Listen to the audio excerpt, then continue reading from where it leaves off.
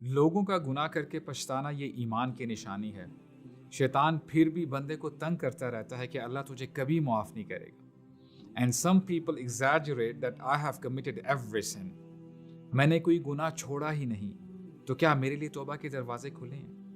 Let's listen to this حدیث قدسی۔ فرماتے ہیں، یا بن آدم، اے آدم کی اولاد، انک ما دعوتنی ورجوتنی غفرت لک ولا ابالی۔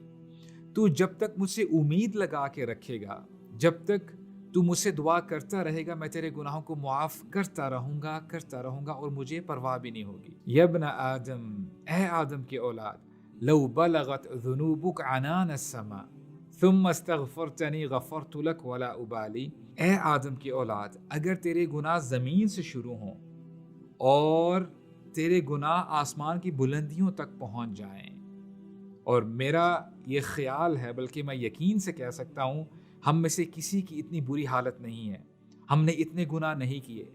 اللہ تعالیٰ یہ ہمیں اس لیے بتا رہے ہیں کہ اگر اتنے گناہ ہو بھی جائیں تب بھی مایوس مت ہونا۔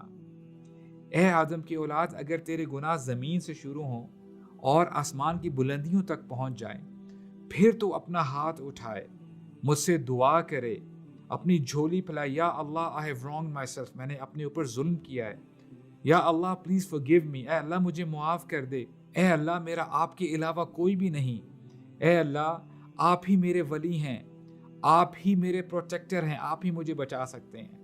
اگر تو نے اپنا ہاتھ اٹھایا اور مجھ سے دعا کی، میں تیرے سارے گناہوں کو معاف کر دوں گا اور مجھے پرواہ بھی نہیں ہوگی۔ اللہ تعالیٰ کی بادشاہت میں کہاں کمی ہوگی اگر اللہ تعالیٰ ہمیں معاف کر دیں گے؟ On the contrary، اللہ سبحانہ وتعالیٰ will be happy، اللہ تعالیٰ تو خوش ہوتے ہیں جب اللہ کا بندہ اللہ تعالیٰ کی طرف پلٹتا ہے۔